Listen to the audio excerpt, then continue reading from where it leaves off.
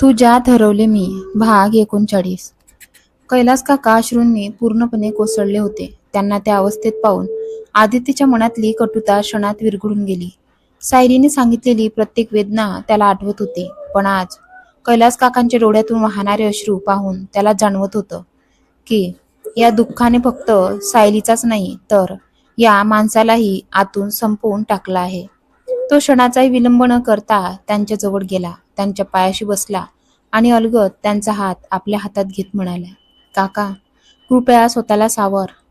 तुम्हीच जर असे खचून गेलात तर सायलीसमोर उभं राहण्याचं बळ कुठून आणणार? जे घडलं ते बदलता येणार नाही, पण जे पुढे घडणार आहे ते नक्की बदलता येईल.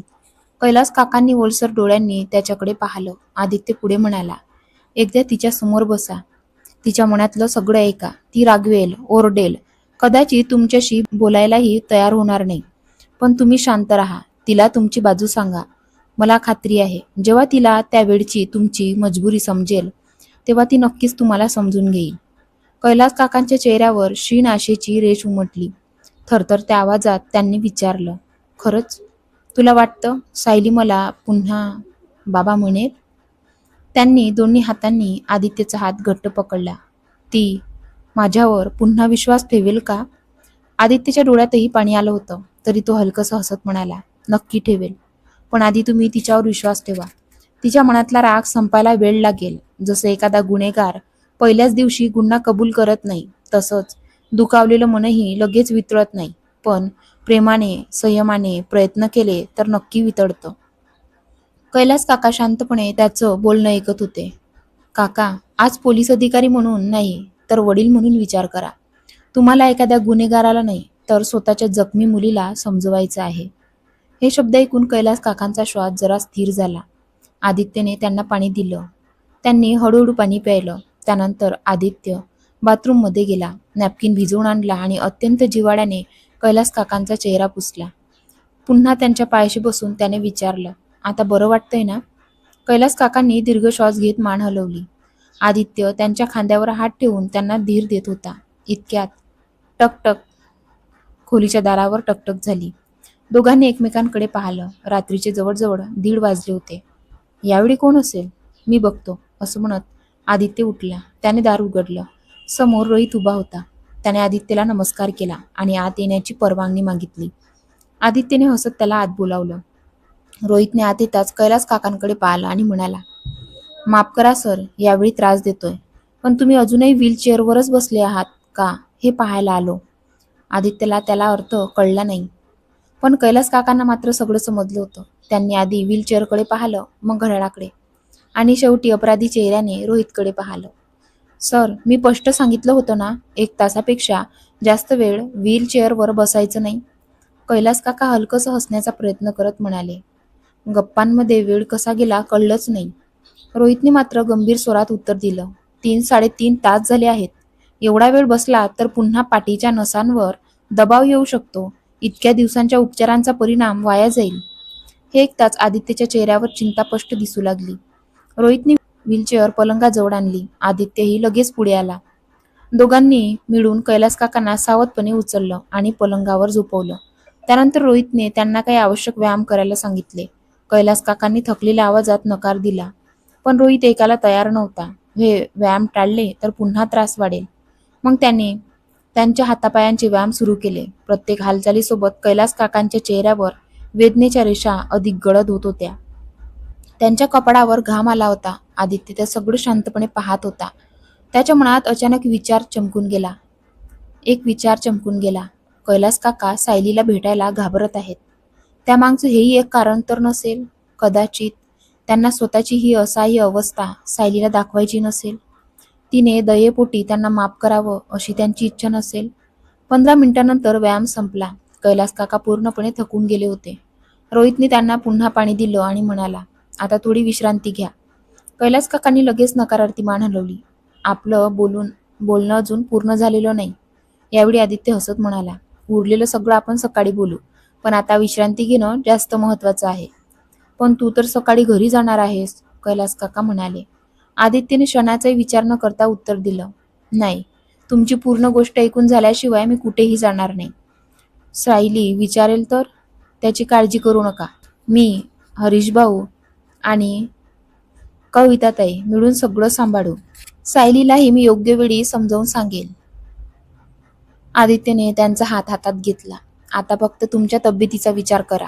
त्याने रोहितकडे पाहिलं. मी बरोबर बोलतोय ना? रोहितने तत्काळ होकार दिला. हो सर, आता त्यांना विश्रांतीचीच गरज आहे. शेवटी कैलास काका दोघांकडे पाहत हलकसं हसले. ठीक आहे, तुम्ही दोघे म्हणत असाल तर झोपतो.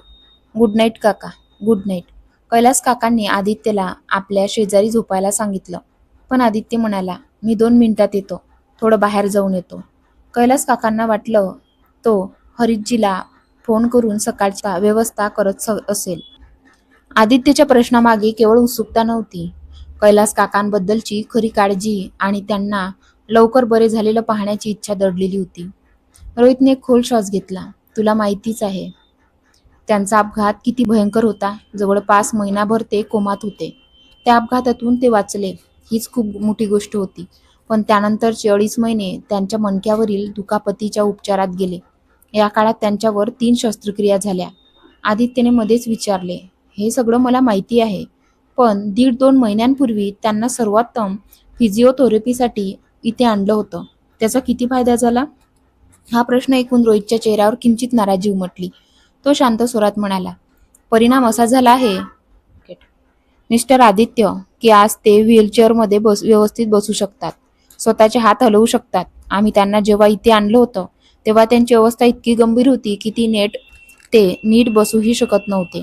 रोहितला आपल्या उपचारांवर शंका घेतली गेल्यासारखं वाटले. गेल्या अनेक महिन्यातील त्याची मेहनत आणि समर्पण त्याच्या मनात दाटून आले. आदित्यने लगेच त्याच्या चेहऱ्याकडे पाहिले आणि स्वतःची चूक लक्षात आली. तो लगेच म्हणाला, अरे खरंच माफ करा. माझ्या बोलण्यामुळे तुम्हाला वाईट वाटलं असेल तर. माझा तसा हेतू नव्हता. मला फक्त त्यांची काळजी वाटत होती.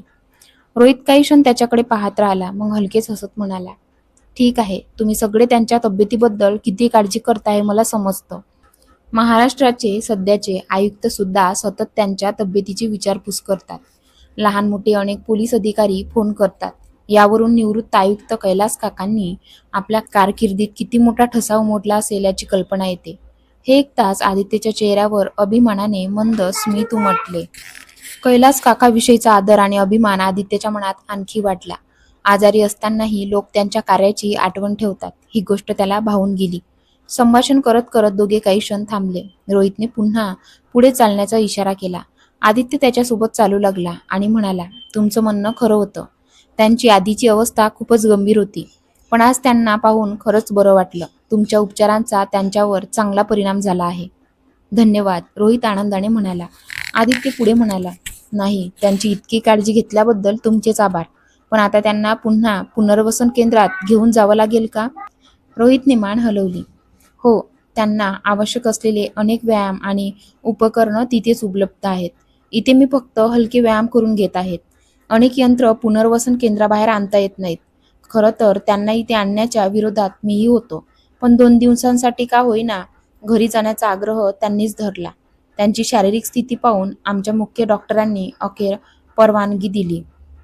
सुरक्षेसोबतच या काळात रुग्णाच्या मानसिक सुरक्षिततेचीही तितकीच गरज असते आणि कैलास काका गेल्या 4-5 महिन्यांपासून याच परिस्थितीतून जात होते.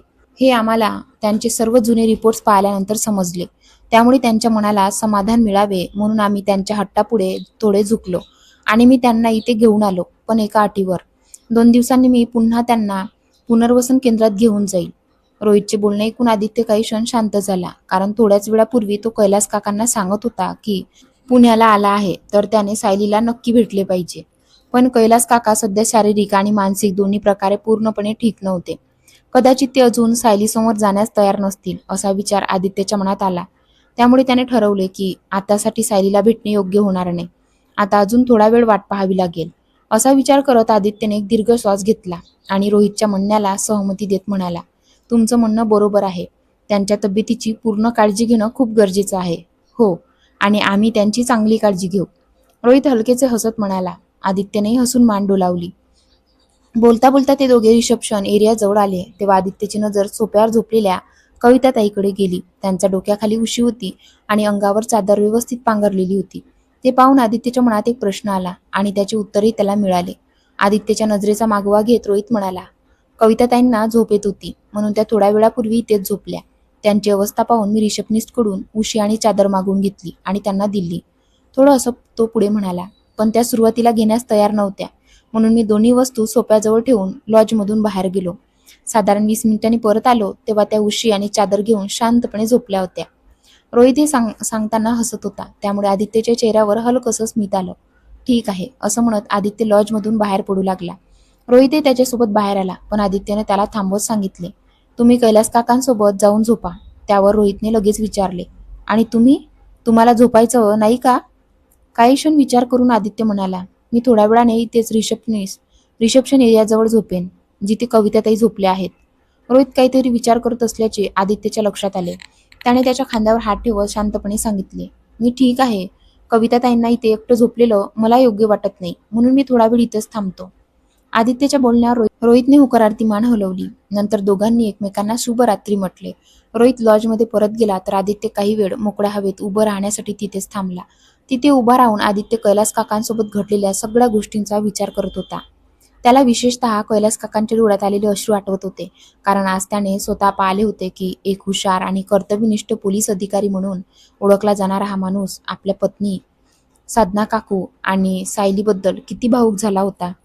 त्याच विचारांमध्ये असतानाच अचानक आदित्यला आठवलं की अजूनही अनेक गोष्टींवर चर्चा करायची बाकी आहे. त्यामुळे आजची रात्र त्याला इथेच थांबावे लागणार होते आणि ही गोष्ट सायलीला सांगण्याआधी त्याला हरीशजींना याबद्दल कळवणे गरजेचे होते. त्याने लगेच आपला फोन काढला आणि हरीशजींना फोन केला. आता पहाटे 4:30 वाजले होते, पण हरीशजी रात्रीच्या ड्युटीवर असल्यामुळे ते नेहमीप्रमाणे जागेच होते. हरीशजी शांतपणे आपल्या फोनवर अगदी कमी आवाजात जुनी गाणी ऐकत चालत होते. तेवढ्यात अचानक त्यांचा फोन वाजला आणि ते दचकले, कारण इतक्या उशीर आलेला फोन सहसा काळजी करण्यासारखा असतो. फोनच्या स्क्रीनवर आदित्यचे नाव पाहताच त्यांच्या मनात आधी आश्चर्य निर्माण झाले आणि लगेचच काळजीही वाटू लागली. त्यांनी पटकन फोन उचलला. हॅलो सर, म्हणताच त्यांनी नेहमीप्रमाणे प्रश्न विचारायला सुरुवात केली. सर, एवढ्या रात्री फोन का केला? कैलास काका ठीक आहेत ना? तुम्ही आणि कविताताई ठीक आहात ना? कविता ठीक आहात ना? आणखी काही प्रश्न ती विचारणार इतक्यात आदित्यने त्यांना शांत राहण्यास सांगितले.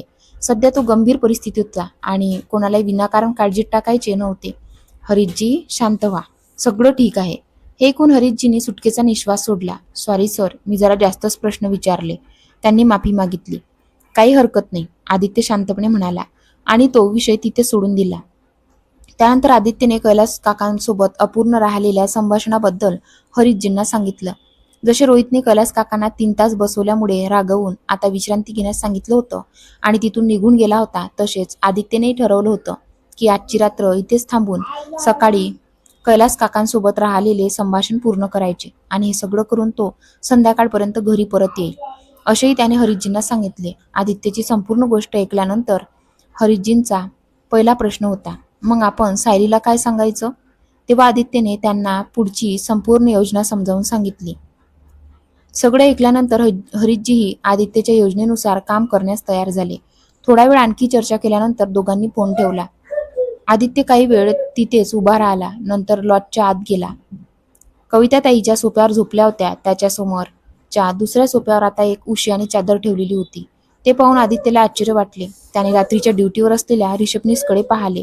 रिसेप्शनिस्टनेही त्याच्याकडे पाहिले आणि म्हणाला, तुम्ही बाहेर ज्या व्यक्तीशी बोलत होतात त्यांनी हे तुमच्यासाठी ठेवायला सांगितले. आदित्यच्या चेहऱ्यावर हलकेसे स्मित उमटले आणि मान डोलावली आणि रोहितच्या या छोट्याशा काळजीमुळे त्याला आनंद झाला. आधी कविताताईसाठी आणि आता त्याच्यासाठीही. रोहितने एक उशी आणि चादरीची व्यवस्था केली होती. आदित्यने कविताताईकडे एक नजर टाकली आणि मग एक उशी घेऊन तोही समोरच्या सोफ्यावर आडवा झाला.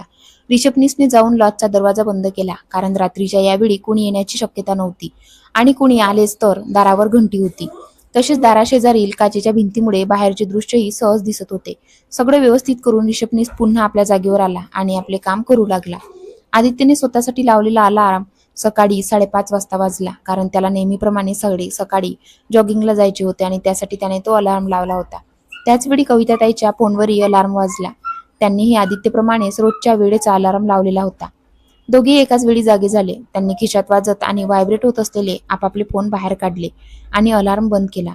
त्यानंतर दोघांनी एकमेकांकडे पाहिले. सगळ्यात आधी कविताताईंनी हसत आदित्यला म्हटले, गुड मॉर्निंग. आदित्यने एक मोठी जांभई दिली आणि आळसलेल्या आवाजात उत्तर दिले, गुड मॉर्निंग. कविताताईंनी चादर व्यवस्थित दुमडत विचारले. तर मग आता आपण निघायचं का? त्यावर आदित्यने त्यांच्याकडे पाहत शांतपणे सांगितले, तुम्हाला एकटीलाच जावं लागेल. मी इथेच थांबणार आहे. कविताताईंनी त्यांचे काम थांबवले आणि आश्चर्याने आदित्यकडे पाहिले. मग तू घरी येणार नाहीस? नाही, आदित्यने नकारार्थी मान हलवली.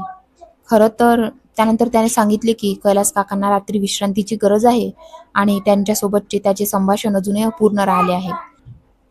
तसेच त्याने काल रात्री हरिजींशी झालेल्या संभाषणाबद्दल आणि पुढे काय योजना केली आहे हेही कविताताईंना सांगितले. सगळं ऐकल्यानंतर कविताताईंनी काळजीच्या स्वरात विचारले, अरे मग मी काय करू? आदित्य शांतपणे म्हणाला, तुम्ही आताच घरी जा आणि तिथून नेहमीप्रमाणे तुमचं काम करा, कारण पुढचं जे काही करायचं आहे ते मला आणि हरिजींनाच करायचं आहे.